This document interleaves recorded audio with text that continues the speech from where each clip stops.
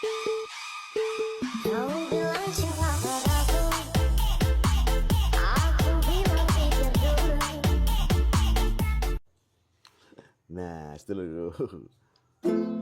Kau bilang cinta padaku, aku bilang pikir dulu. Selera kita terlalu jauh berbeda. Parfummu dari Paris, sepatumu dari Itali. Sing penting podo karo kancane. Neng akhire nendangi lawang omahe. Motormu dari Paris. Motor apa ya? Gitu saudaraku. Jadi sebenarnya tentang FOMO. Nah, tahu FOMO ya? Pakai F ya, bukan pakai H. FOMO ya. Jadi apa itu FOMO sebenarnya? Jadi fear of missing out yang seringkali terjadi pada adik-adik kita, teman-teman kita, sedulur-sedulur kita semua ya. Jadi FOMO ini seringkali tidak selalu berkaitan dengan sosial media ya, tapi banyak hal yang terjadi di baik pekerjaan bisa, terus kemudian sesuatu yang dikonsumsi ataupun dari seluruh aspek kehidupan dari seseorang. Jadi FOMO itu sifatnya seperti itu ya. Nah, apa saja sih yang menyebabkan FOMO itu apa? Ya, banyak hal sebenarnya yang menyebabkan FOMO. Jadi merasa kurang diakui, semua harus eksis, semua harus sama dengan temennya. Nah, ini sekali-kali menggejala sama adik-adik kita nih, saudara-saudara kita semua nih. Kalau misalnya temennya pakai motor salah satu brand misalnya, kayak motor yang salah satu brand misalnya yang sedang disukai saat ini, dan dia pengen punya motor seperti itu, atau sepatu juga dia pengen punya gitu, karena teman-temannya pada buka, jadi pada punya, jadi ben podo karo kancane itu ya seluruhku ya. Nah, jadi ini terjadi. Nah, sesuatu yang sifatnya konsumtif tadi ya. Nah, tentang kerjaan juga kadang-kadang orang FOMO. Kok nggak dilibatin sih di bidang ini? Nah, pengen tampil terus, pengen kelihatan terus gitu lah ya. Jadi pengen, kok gue nggak diajak gitu ya. FOMO, jadi merasa takut ditinggalkan oleh sebayanya, teman-teman peer groupnya gitu lah. Nah, terus kemudian tentang kehidupan juga. Misalnya dia tetangganya punya apa, kerjaannya apa, kepengen seperti itu. Dan mohon maaf, misalnya anaknya sekolah di mana, dia pengen anaknya sekolah di luar negeri, misalnya sekolah ke Belanda, sekolah ke Jerman.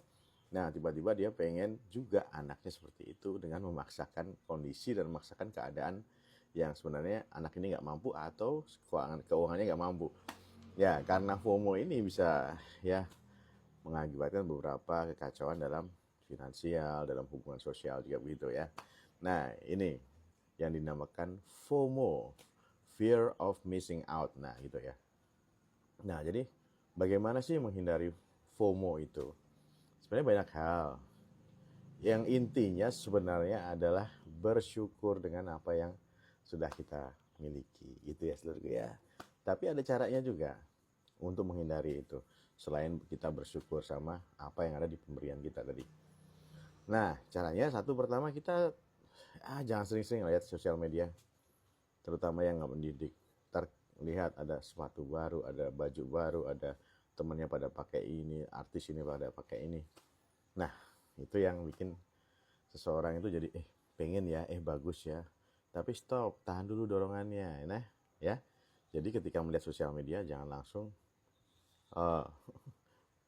membeli sesuatu atau bagaimana ya, karena takut tidak merasa keren gitu ya. Nah, terus kemudian yang perlu kita lakukan lagi adalah belajar tentang bagaimana kita menghargai diri kita sendiri dengan apa yang kita lakukan. Nah, menghargai apa yang sudah kita lakukan. Terus kemudian kita sudah punya apa ya. Kemudian ini sudah ada nih, sudah cukup nih, kendaraan sudah ada, terus kemudian fasilitas rumah juga sudah cukup. Ya misalnya orang beli ini baru, kita juga nggak harus seperti dia juga. Seakan-akan dia tetangganya ada kiriman motor baru tiba-tiba, ya gitulah. Nah seperti itu.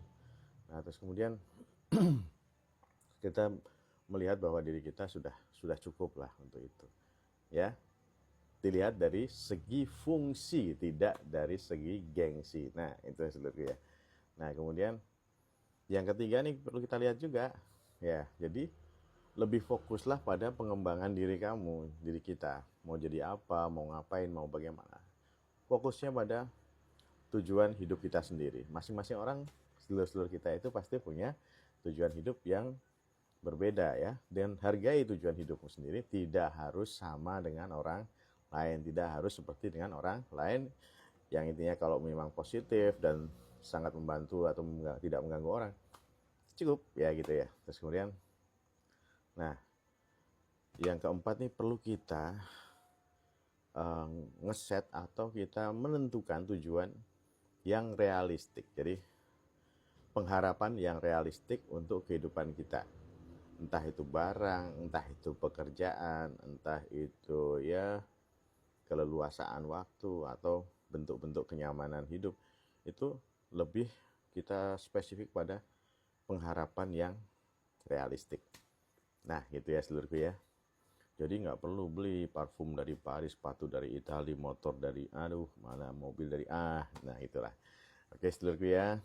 Oke, lebih menghargai diri sendiri, mencari tujuan sendiri ya, mensyukuri apa yang sudah ada, sesuaikan fungsinya bukan gengsinya. Gitu ya seluruhku ya. Itu untuk menghindari FOMO. Jadi tidak ada kekacauan karena kalian kena pinjaman online. Misalnya karena FOMO pengen punya sepatu yang keren, misalnya pengen punya motor yang keren, mobil yang keren. Karena FOMO kalian terlibat dalam pinjaman yang tidak kalian mampu dan akhirnya bisa menghancurkan semua. Gitu ya seluruh ya. Oke, jadi tidak perlu parfum dari Paris. Parfummu dari Paris, sepatumu dari Italia.